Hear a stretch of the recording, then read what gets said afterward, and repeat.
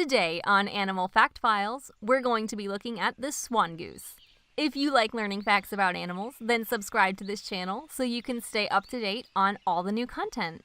No, not a swan who is technically a goose, but a goose who was named due to its similar appearance to a swan.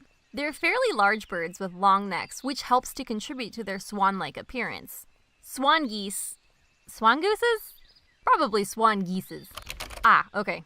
Swan geese are natively found in Mongolia, southeastern Russia, and northern China. It's here that they will mate and reproduce. The breeding season usually takes place between April and September. During this time, single mating pairs or loose groups of geese can be found in wetlands, near lakes and rivers, and even in mountainous regions.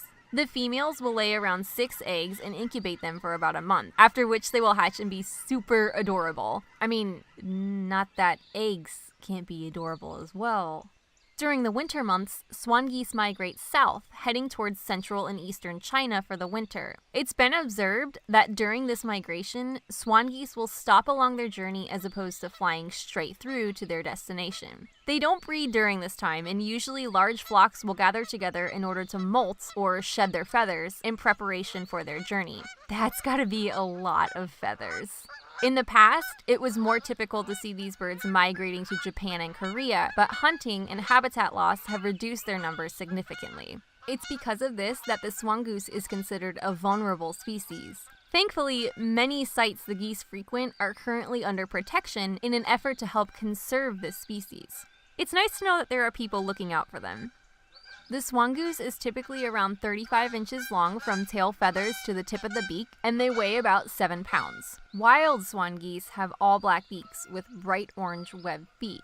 Their head and neck are bicolored, the top half being dark brown and the bottom half being nearly white. This fades to a creamy beige present on their breast plumage.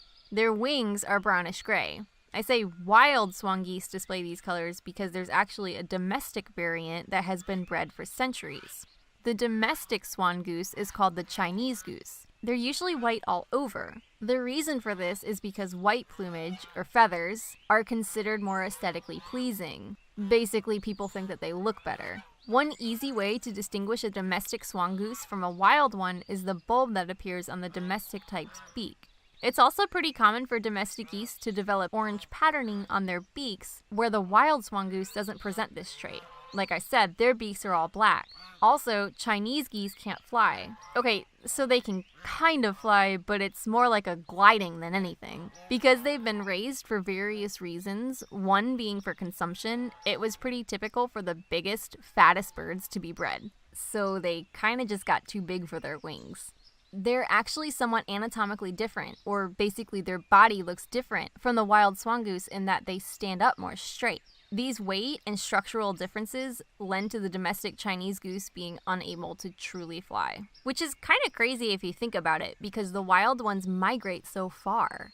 They were also domesticated for their eggs and because they make really good lawnmowers. Yup, lawnmowers. That's because their diet consists of mostly grasses. They're like goat geese.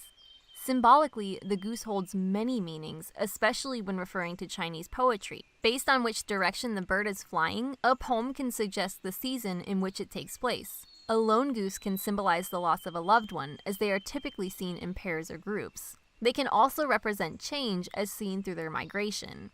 For more information on the swan goose or Chinese goose, feel free to browse through my citations in the description below. Let me know which animal you'd like to see next in the comments. Thank you for watching, and give a thumbs up for more Animal Fact Files.